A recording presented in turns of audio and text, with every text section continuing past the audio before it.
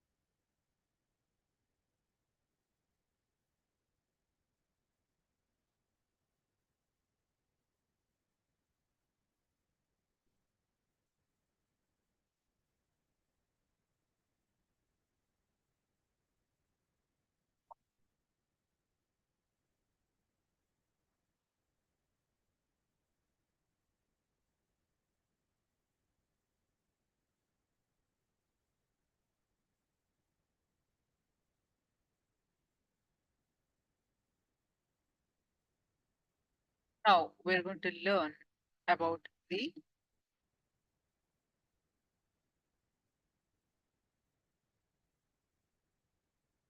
we're going to do the unclutching meditation.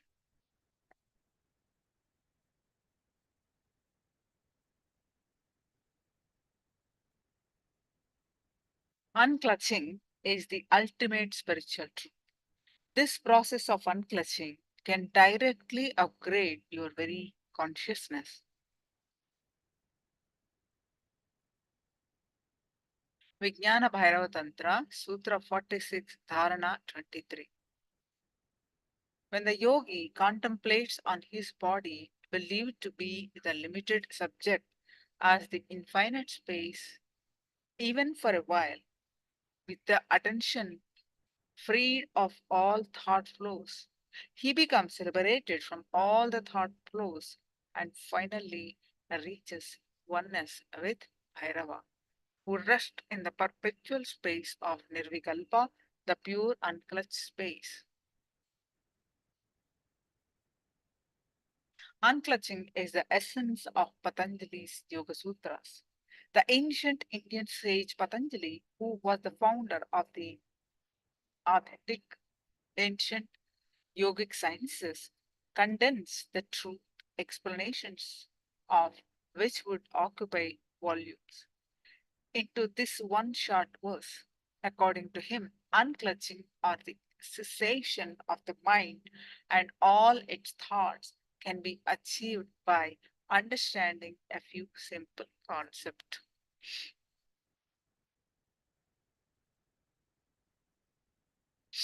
Unclutching technique. Now we'll experiencing the unclutching.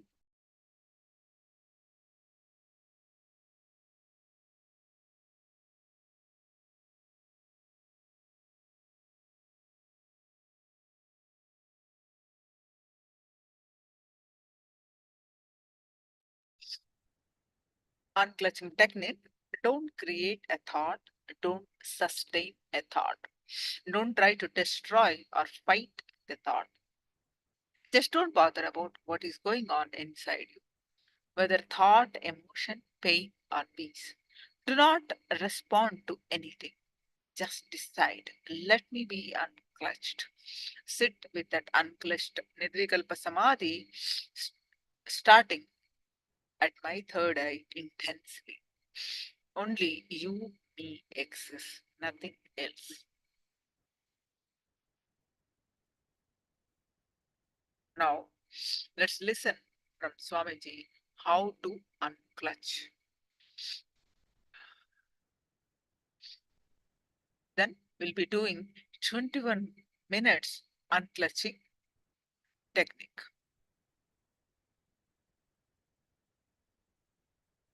All you need to do, that's all you need to understand, and rest in that unclutched awareness. Nirvikalpa Satya. Let me explain exactly what is unclutching. When you sit for meditation, when you sit silently, you will see so many thoughts coming up. Do not connect all of them and give a meaning to it. The moment you give meaning to the words, either you will try to suppress or you will try to execute. Either you will try to go behind them or you will try to suppress them. Understand? Creating a thought is Brahma's work. Maintaining a thought by going behind it is Vishnu's work. Trying to destroying a thought is Rudra's work. If you stop doing all these three work, you will become Parabrahma. That's all. Creation, maintenance, destruction. Relax from all three. Relaxing from all three is what I call unclutching. Let me give you one more detail or a very strong truth.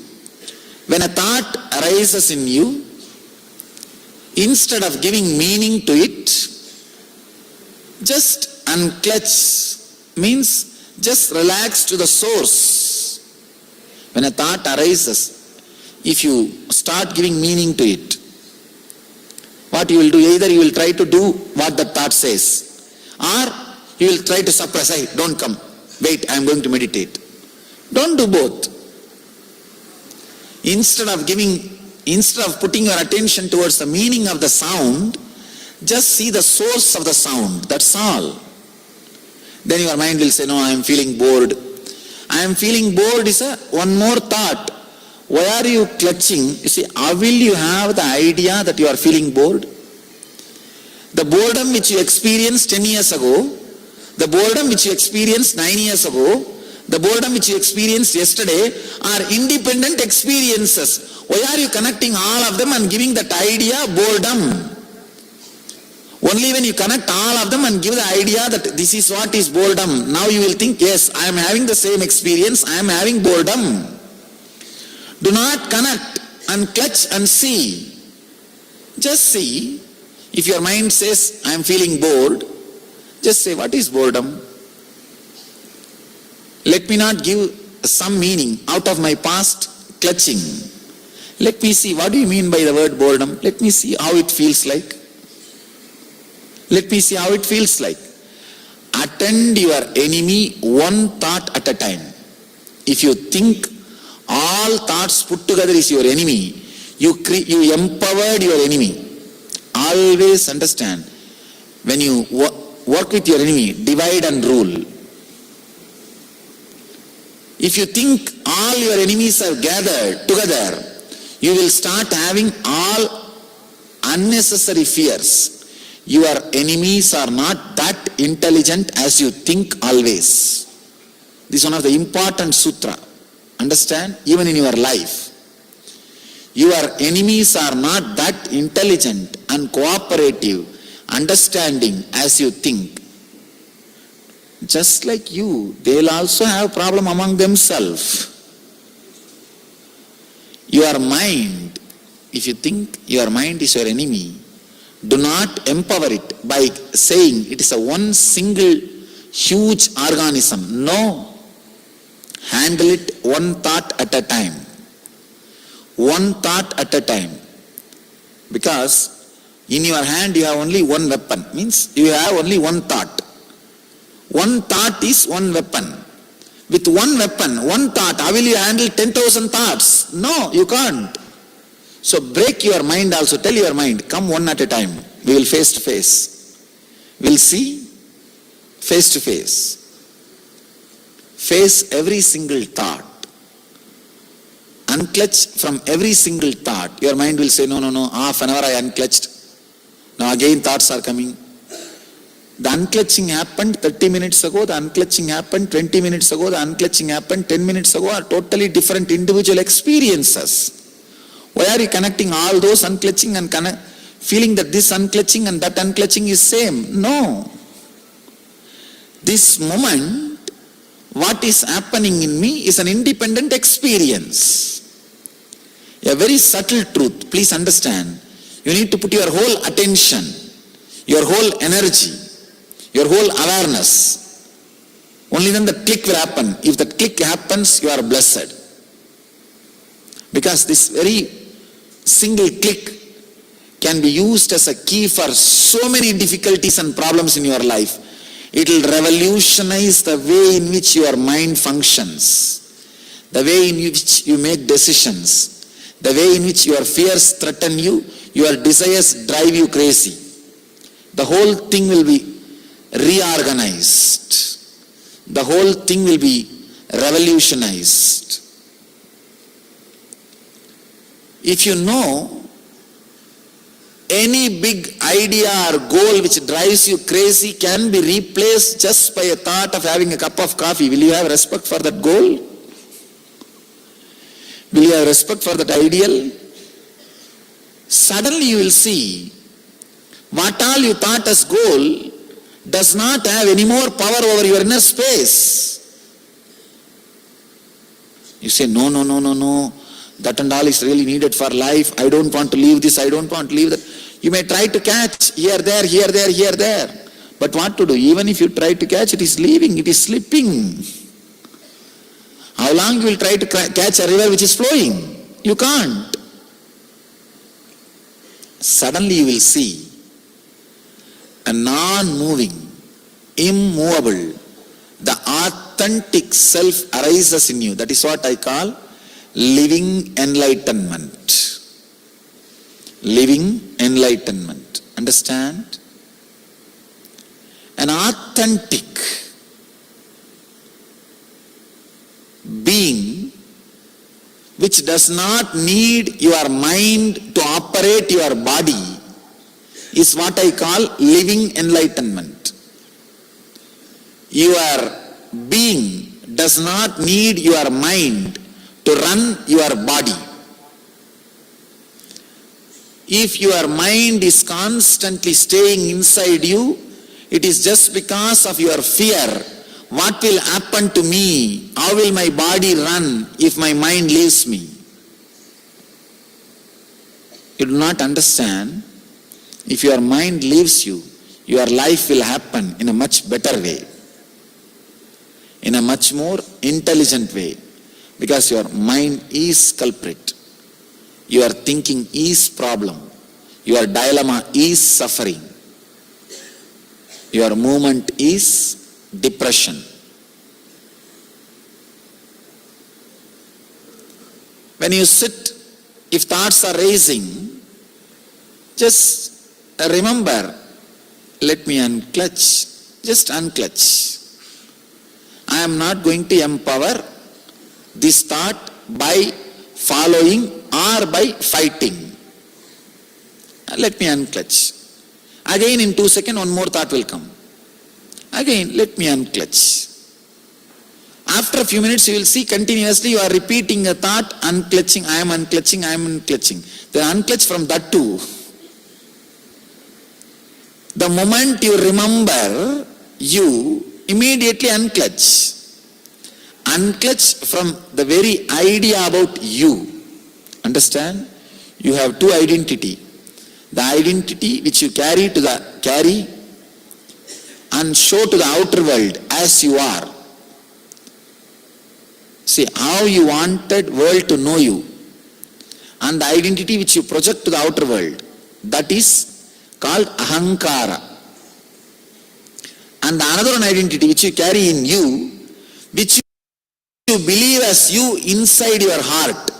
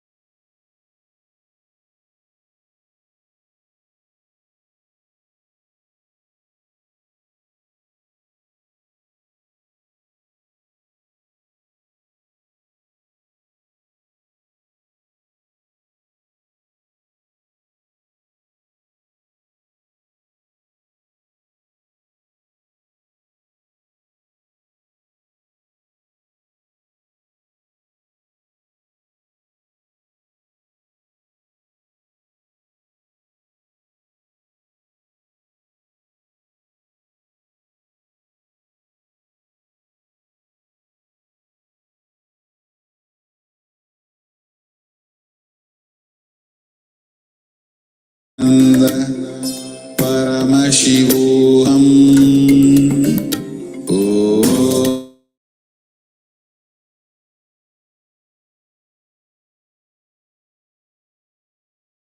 Om Nithyananda Paramashivoham. Om Nithyananda Paramashivoham. Om Nithyananda Paramashivoham. Om Nithyananda Paramashivoham.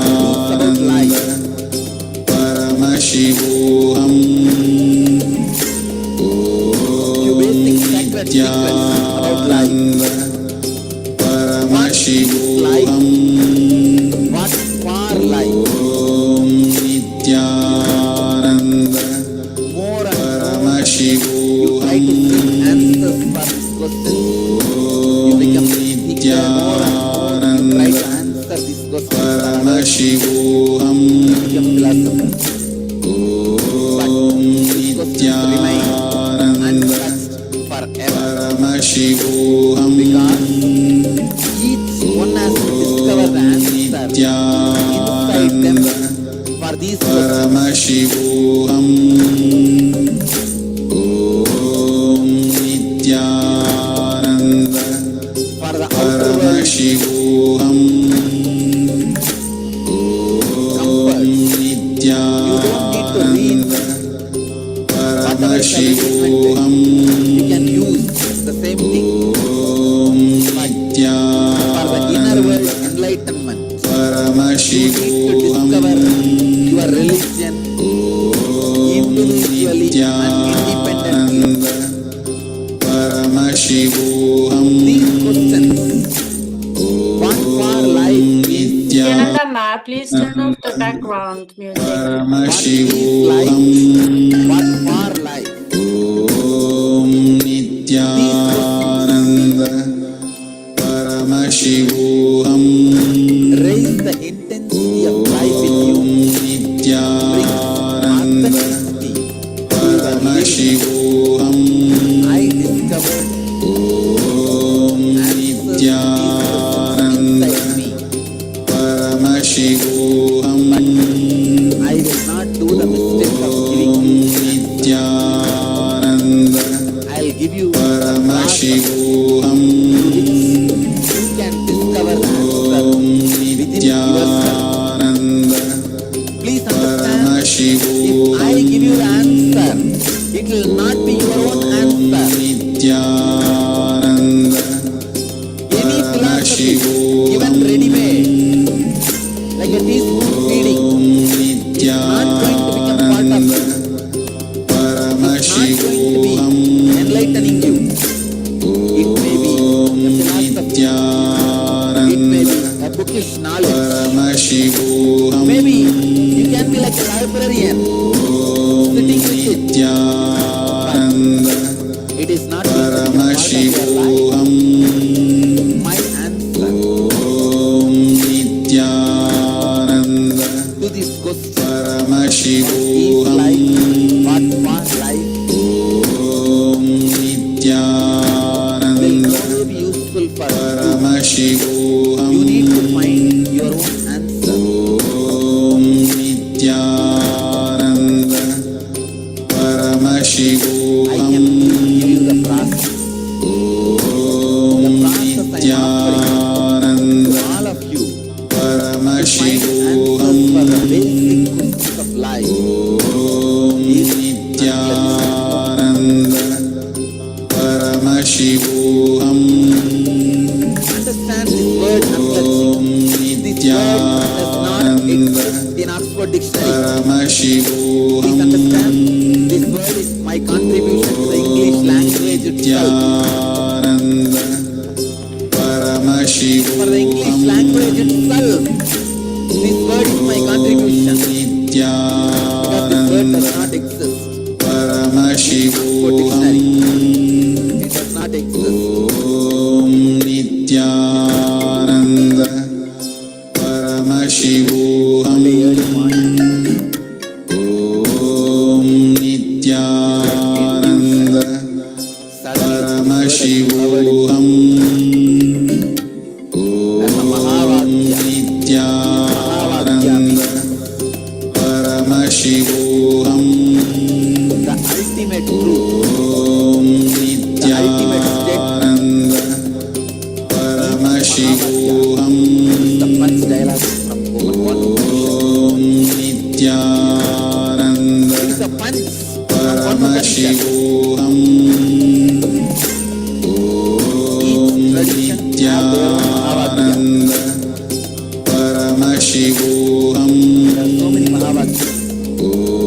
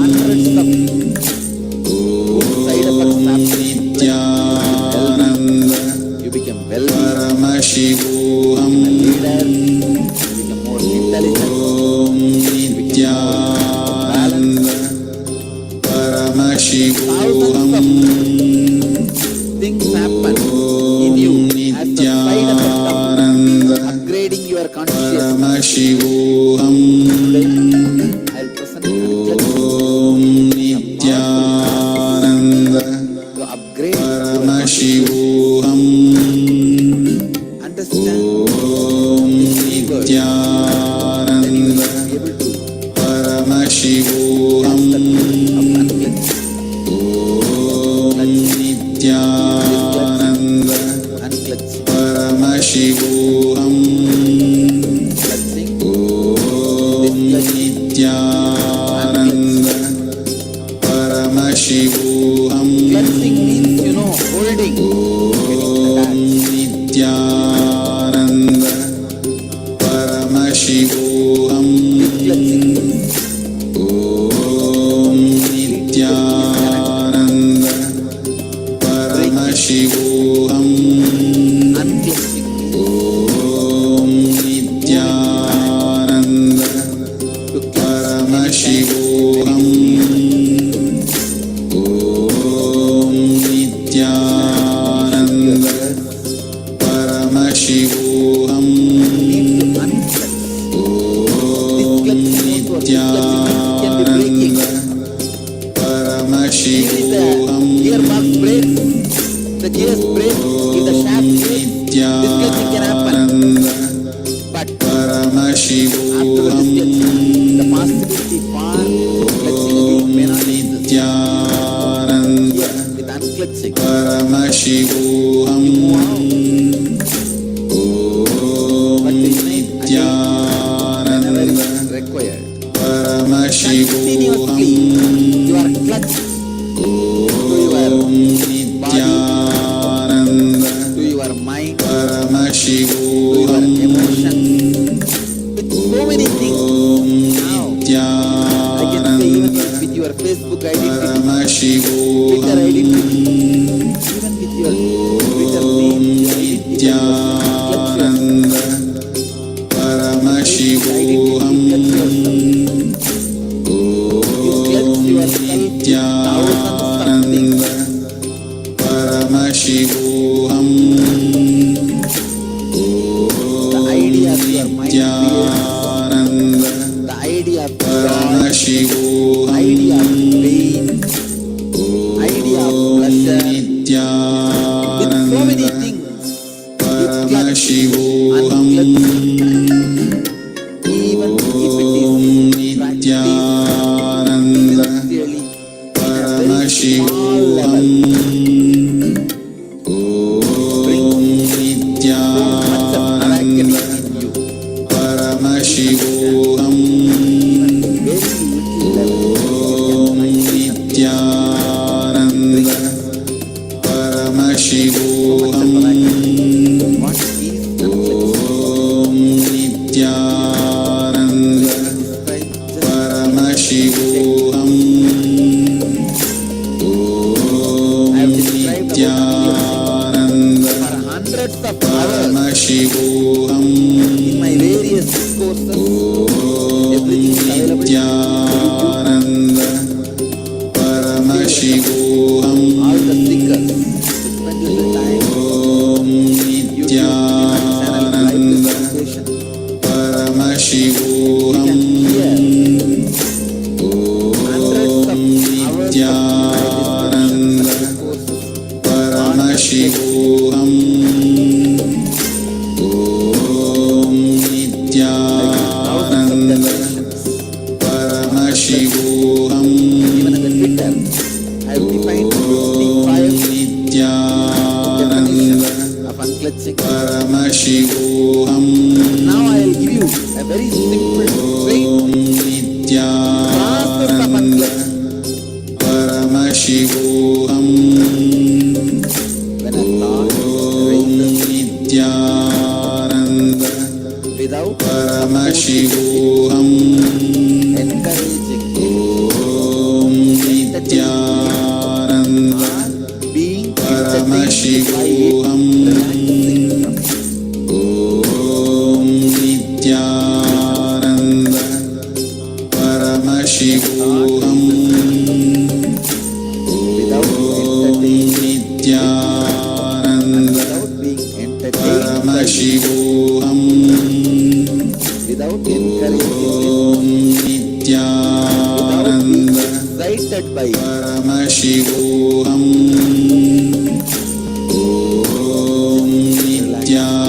if you start Nithyananda relaxing Paramashivoham from the thoughts which are raising, Paramashivoham Om Nithyananda Paramashivoham Om Nithyananda Paramashivoham Om Nithyananda Paramashivoham Om Nithyananda Paramashivoham Om Nithyananda Paramashivoham Om Nithyananda Paramashivoham Om Nithyananda Paramashivoham Om Nithyananda Paramashivoham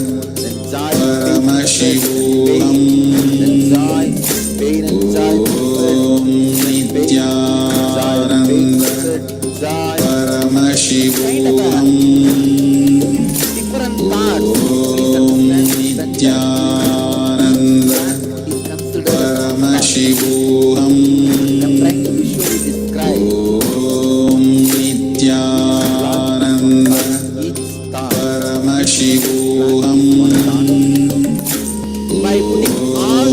Nithyananda Paramashivoham name that shaft as a mind or ego or identity, whatever you want, you can call it. Paramashivoham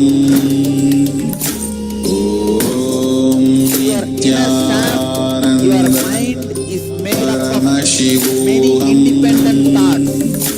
Om Nithyananda Paramashivoham Look at your mind as Om Nithyananda original mind is Paramashivoham Om Nithyananda Paramashivoham Om Nithyananda Paramashivoham Om Nithyananda your own Paramashivoham sharp view about yourself. Om Nithyananda Narrow idea about your life.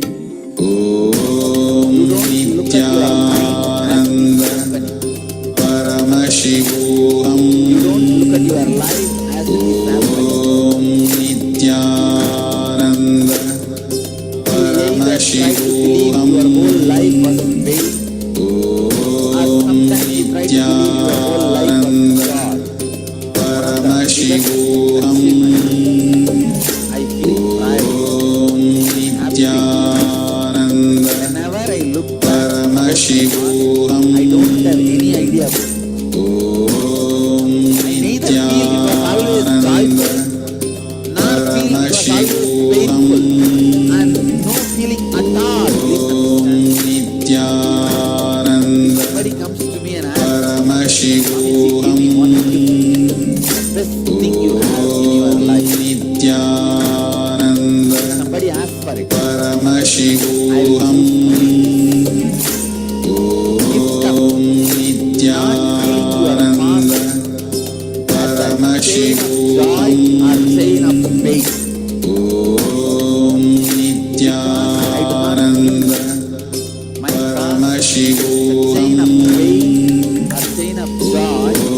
I just know my future is also free, just like my past. Paramashivoham But unfortunately, Om every human being Nithyananda tries to develop an idea about their past Paramashivoham as pain or pleasure. When Nithyananda you talk to others, Paramashivoham sometimes you are in Om Nithyananda the sad mood, you say, Paramashivoham I was abused. Om tell all your stories. Nithyananda Paramashivoham Continuously.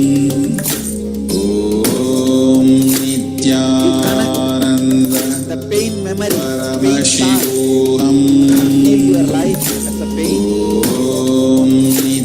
Nithyananda One of the biggest Paramashivoham when you believe something and repeat it again and again, that becomes your reality. I Paramashivoham can give you one small example. Om You can walk 3 kilometers Nithyananda without gasping for Paramashivoham breath. For 10 days, go around and tell all your friends, family, everybody, strongly, authentically, I can walk up 10 kilometers without gasping for breath. 2 days you will feel alive. Paramashivoham Try 10 days. Repeat the same thing. You know you can only walk 3 kilometers. But go on repeating. I can walk 10 kilometers. Tell your friends, family, everybody is glad. Paramashivoham See after a month, you will really be able to walk 8 kilometers. Nithyananda Paramashivoham Om Nithyananda Paramashivoham Om Nithyananda Paramashivoham Again and again, I am Om Nithyananda as a pain. Paramashivoham Don't write your biography as a long pain shaft. Nithyananda No, Paramashivoham your life is a long Om Nithyananda Paramashivoham you will project the pain shaft. Nithyananda Paramashivoham Om Nithyananda Paramashivoham Happened in your life. Nithyananda Paramashivoham Om Nithyananda Tremendous suffering. Paramashivoham Om Nithyananda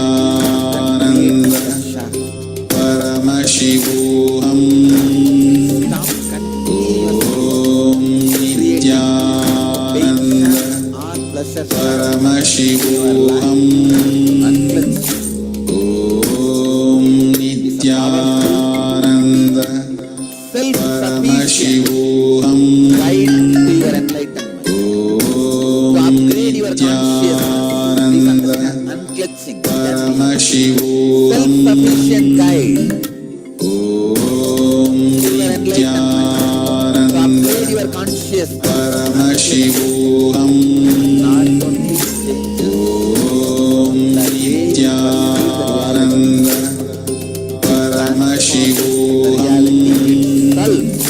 Om Nithyananda It changes the way you Paramashivoham it changes reality itself. Nithyananda Paramashivoham That is the Om Nithyananda perceiver Paramashivoham come out. Om There are many Nithyananda Paramashivoham not the theme. Om Nithyananda Unclutching its Paramashivoham on the source from which fear and Om Nithyananda unclutching. Paramashivoham Om Nithyananda Needs to be added. Paramashivoham Is the ultimate meditation technique. Nithyananda It can directly Paramashivoham upgrade your consciousness Om Nithyananda to upgrade your Paramashivoham temples, rituals, Om Nithyananda religions, Paramashivoham everything Om Nithyananda just for Paramashivoham. upgrading your consciousness, raising your consciousness, the very reason of Paramashivoham. your human body, existence of your human body Nithyananda. is to raise your Paramashivoham. Nithyananda. automatically Paramashivoham. Lord of your life. Om Nithyananda.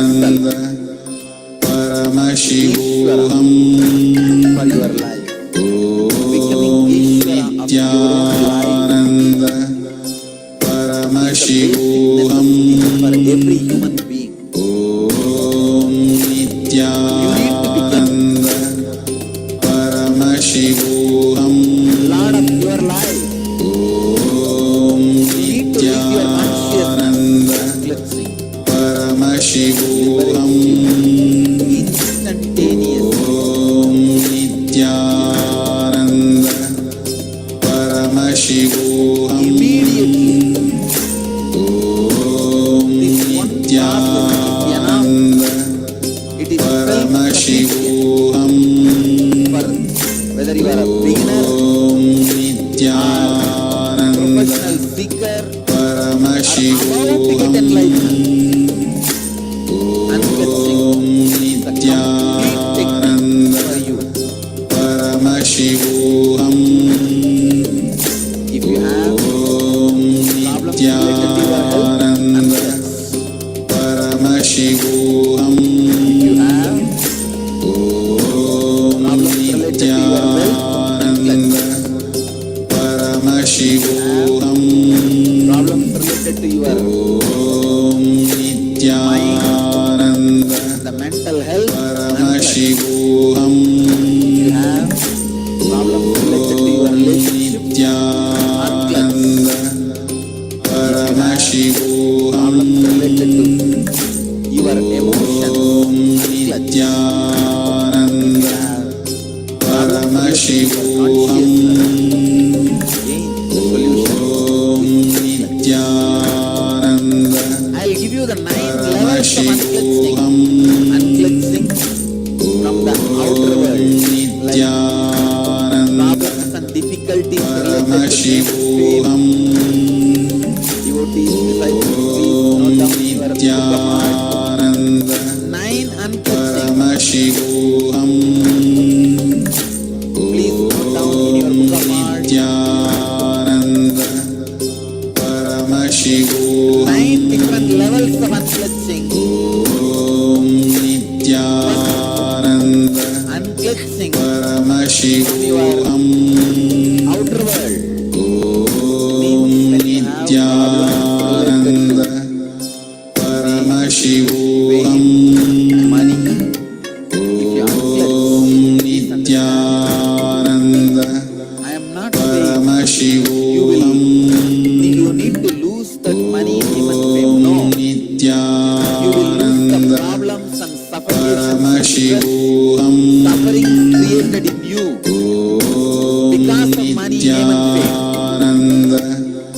When the problems, Paramashivoham. suffocations, stress Om Nithyananda. you have a Paramashivoham. where you can create Om whatever you want in the outer world. Nithyananda. Paramashivoham. Biggest asset any human being can have is Om Nithyananda. extra inner space. Paramashivoham. Whenever I give energy session to people, I just give them 200 more acres of inner space. That's all. Paramashivoham. Extra inner space, just like Google gives storage space. Extra inner space is the ultimate wealth. Wealth is not the billions of dollars you have, or the relationships you have, or the bungalows, properties you have. The real wealth is extra inner space you have. The space you have inside, free space, in which you can do your creativity, you can do your creation. That extra free inner space is the real wealth. When you unclutch from the difficulties, stress, sufferings, suffocation created by money, name and fame, you achieve that ultimate wealth, extra free inner space. Second, unclutch from the outer world identities. The identities you carry, social identity, professional identity, racial identity, national identity. Sometimes you think you identify yourself based on your religion, your country, your race, your caste, your community, your creed. Please understand, this racial identity, national identity is responsible for millions of people dying every year in the planet Earth. World's worst terrorist on the planet Earth is racial and national identity. Please understand, largest number of deaths on the planet Earth is caused by racial and national identity. The moment you feel you belong to certain geography, you are ready to sacrifice your life for that geography. People die, especially youngsters. Millions die in the war fields. And without any guilt, without any even second thought, people kill people just because their national identity. Identity you create because of your geography. I tell you, most uncivilized act is killing people because of your racial and national identity. It is so unfortunate still human beings have not evolved from that low conscious of killing people, destroying people because of racial and national identity. Same way, the racial identity is responsible for all religious and communal terrorism. Unclutch from social, professional, racial, national identities, you will see so much of peace, joy, bliss happening in you. Universal intelligence awakens in you the moment you unclutch from low-level identities. The moment you unclutch from racial, national identities, immediately the universal intelligence awakens in you. Third, unclutching. Unclutching from thoughts, verbalization and visualization happening inside.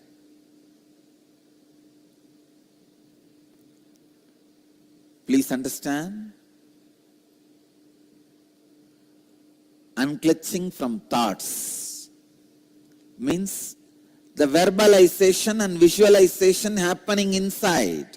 When you look in, the verbalization happening, the visualization happening in you are all thoughts.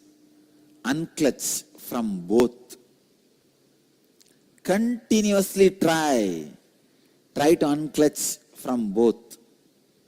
You will see extraordinary powers expressing in you when you start unclutching from your verbalization and visualization. You will become yogi. understand, living as a yogi is life. Unclutch from verbalization and visualization. Whenever you remember, the verbalization happening in you constantly, the words moving, or the visualization happening in you, the ideas happening in you, unclutch from that.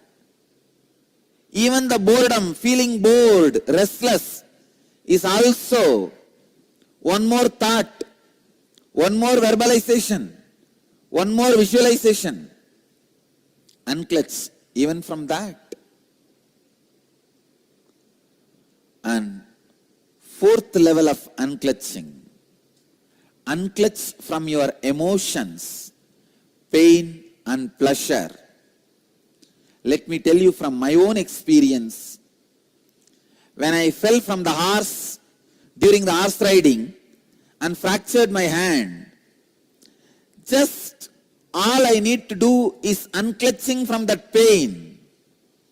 I could see very clearly, body was healing at least 5 times more faster than normal speed of healing. I tell you, I really felt so joyful. I felt so happy for my body. Wow, what a body to live with. Body which does not give you pain, friend who does not give you doubt, wife who does not give you instability, are all rare blessings. Body which does not give you pain is such a joy to live with that body.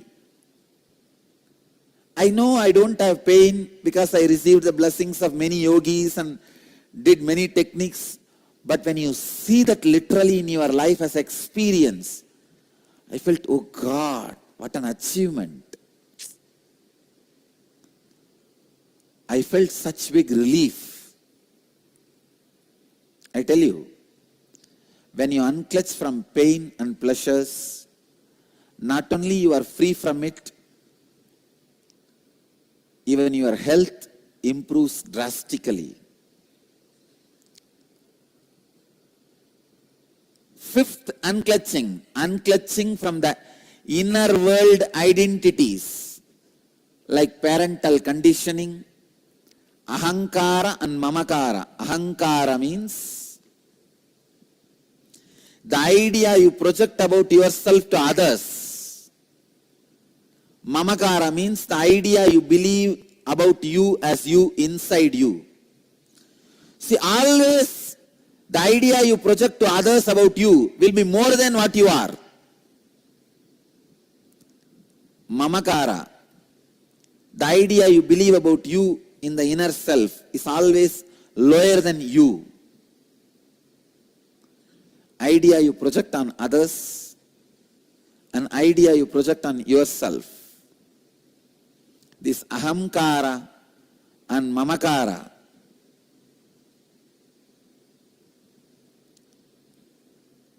your whole life is nothing but the fight between the ahankara and mamakara. Means the identity you project in the outer world and the identity you believe as you in the inner world.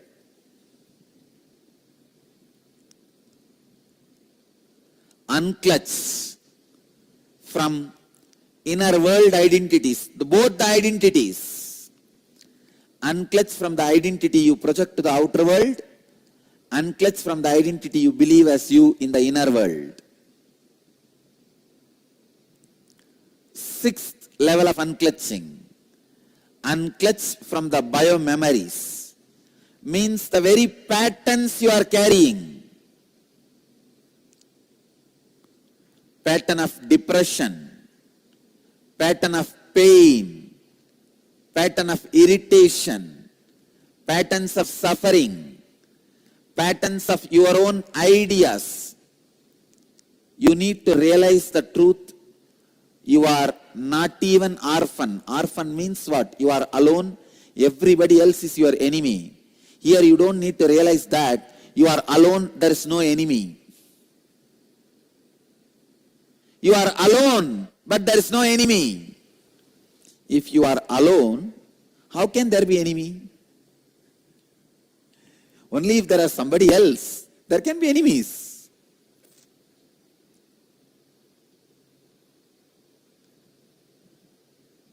If you unclutch from the patterns to the extent till you realize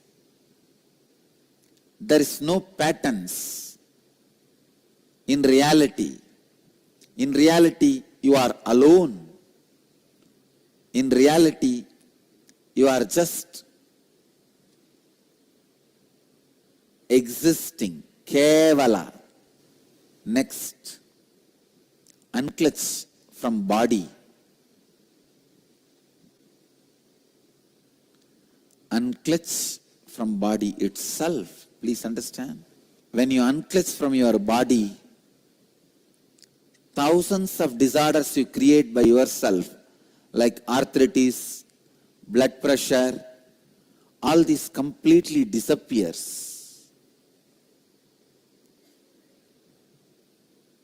The seventh level of unclutching is unclutching from body. And eighth level of unclutching, unclutching from the idea of time. Unclutch day, night, morning, evening, midnight. Go on unclutching. Unclutch from the idea of boredom, feeling restless. Unclutch from the idea of time.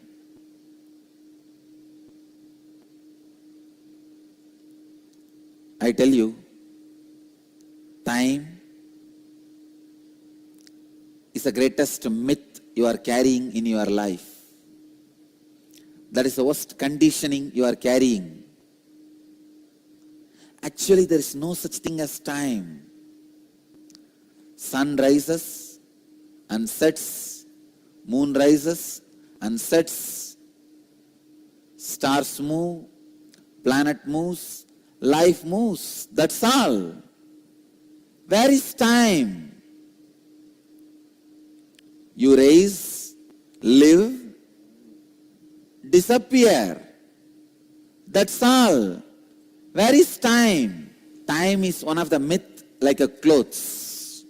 You forget human body does not come with clothes.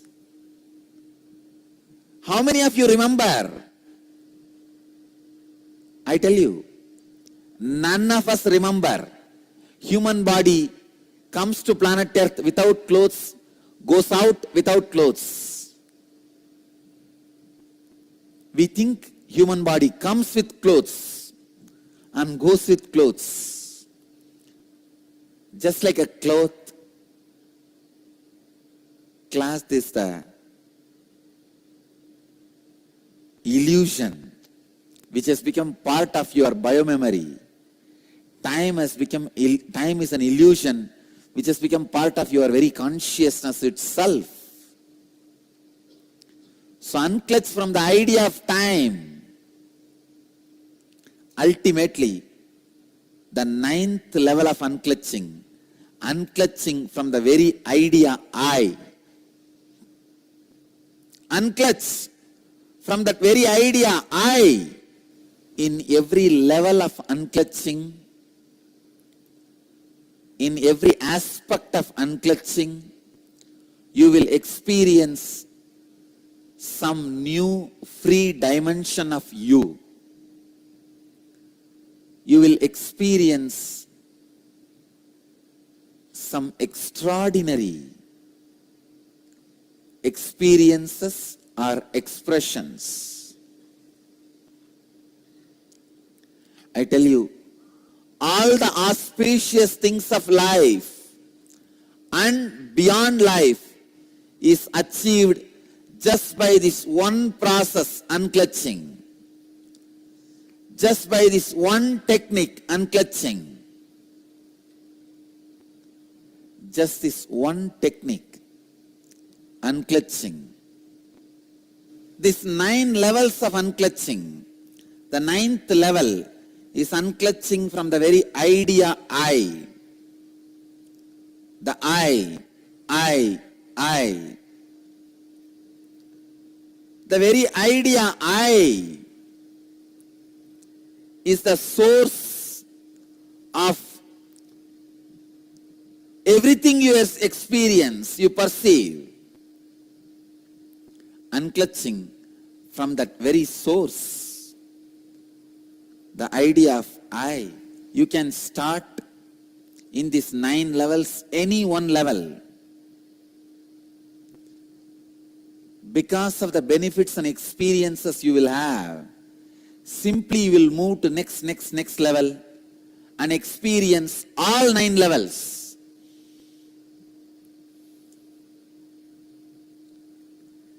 Just like 9 levels of unclutching, I wanted to introduce 3 kinds of unclutching.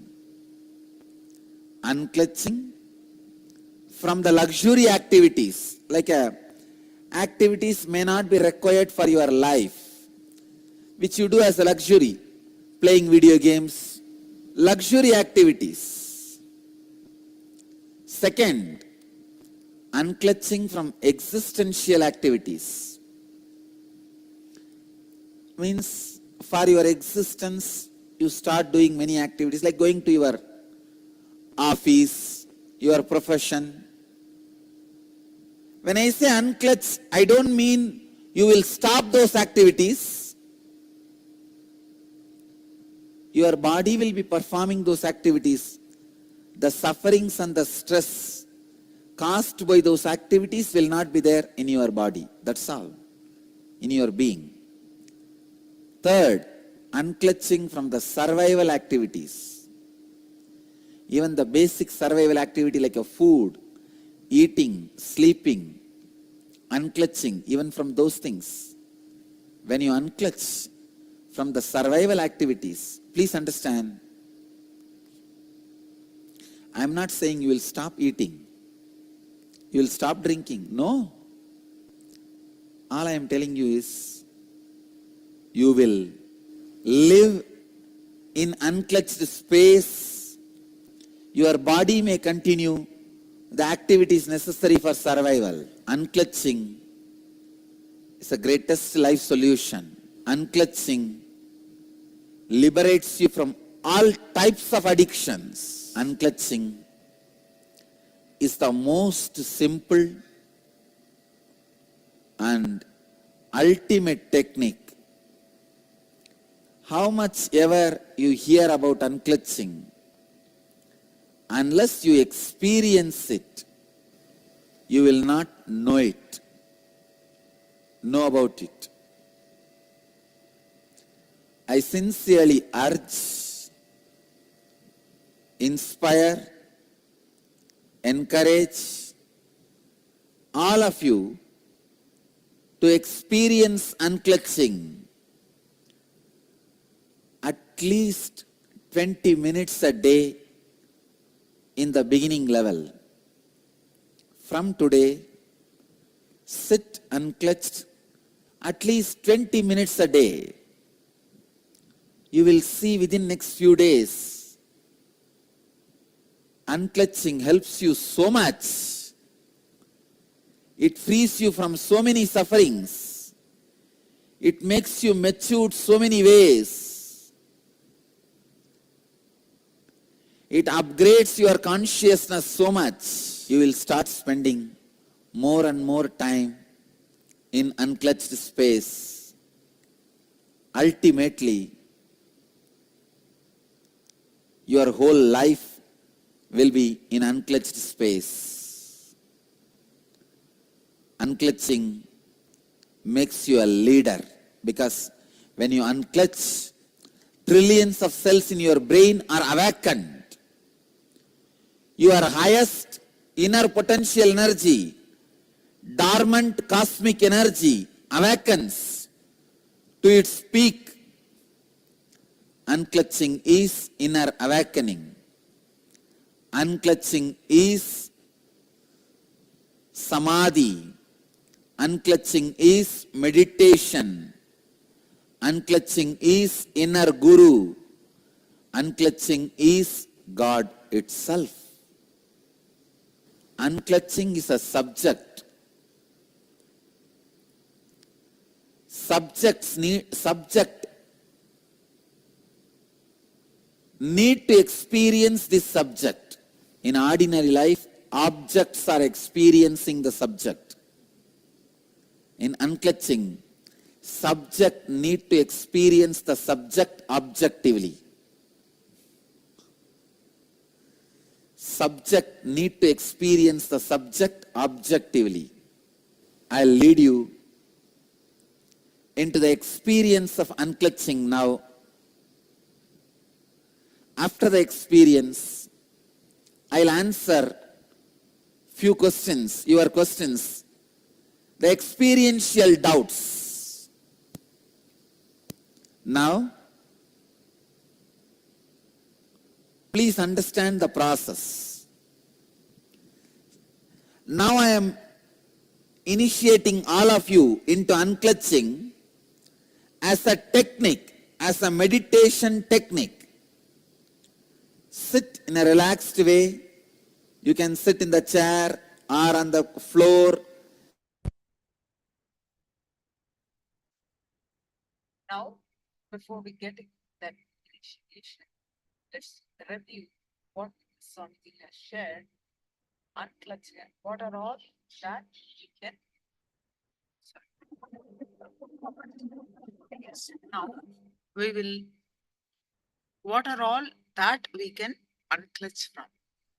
Whatever Swamiji has shared now, we're going to brief it. There are, Swamiji has shared unclutching from 9 levels and unclutching from 3 types. I'll quickly go over.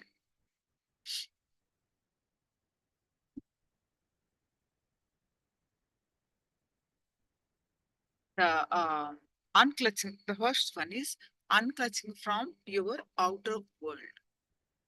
When you unclutch from the difficulties, stress, sufferings, suffocation created by money, name, and fame, you achieve that ultimate wealth, extra free inner space. Second one is unclutching from the outer world identities. The outer world identities you carry, that are social identity, professional identity, that racial identity, national identity. Sometimes you identify yourself based on your religion, your country, your race, your caste, your community, your creed. Then unclutching from thoughts, mobilization and visualization happening inside. When you look in, the verbalization and visualization happening in you are all thoughts. Even the boredom, the feeling bored, restless is also one more thought, one more verbalization, one more visualization. Then unclutch from your own emotions, pain and pleasure. When you unclutch from pain and pleasures, not only you are free from it, even your health improves drastically. Then unclutching from the inner world identities like parental conditioning, the inner image and outer image, which is ahankara and mamakara.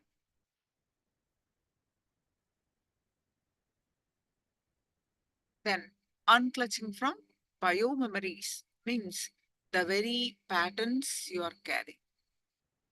If you unclutch from the patterns to the extent till you realize there is no patterns in reality. In reality, you are alone. In reality, You are just existing.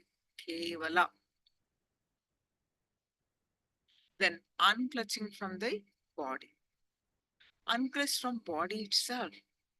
Please understand, when you unclutch from body, thousands of disorders you create by yourself, like arthritis, blood pressure, all this completely disappear. Then unclutching from the idea of time. Unclutch day, night, morning, evening, midnight, go on unclutch.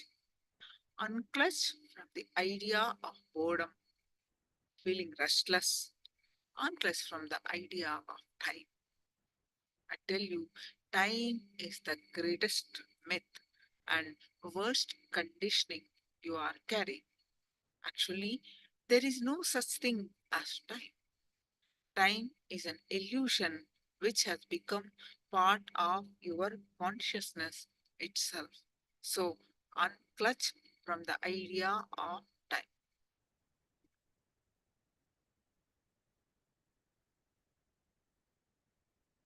There is nothing like time exists. Sun rises and sets, moon rises and sets, stars move, planet move, life moves. That's all. Where is time? You rise, live, disappear. That's all. Where is time? Time is one of the myth like clothes. You forget human body does not come with the clothes. How many of you remember? I tell you, none of us remember human body comes to planet Earth without clothes, goes out without clothes. We think human body comes with cloth and goes with cloth. Just like a cloth, time the is the illusion which has become part of your bio memory. So time is an illusion which has become part of your very consciousness itself. So unclutch from the idea of time. The next is ninth is unclutch from the very idea I. The ninth level unclutching from the very idea I. The very idea I is the source of everything you experience, you perceive.